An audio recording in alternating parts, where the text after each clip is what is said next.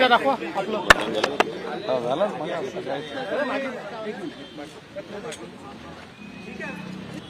लोकशाहीचा उत्सव चाललेला आहे. या उत्सवामध्ये मतदान हा केवळ आपला हक्क नाही आहे, ते आपलं कर्तव्य देखील आहे, तो आपला अधिकार देखील आहे.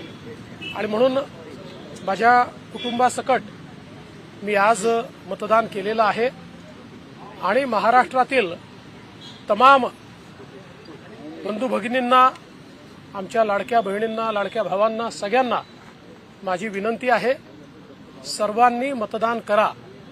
लोकशाहीमध्ये आपण सरकारकडनं अपेक्षा ठेवतो, त्या अपेक्षा ठेवत असताना जो मतदान करतो त्याला जास्त अपेक्षा ठेवण्याचा अधिकार आहे.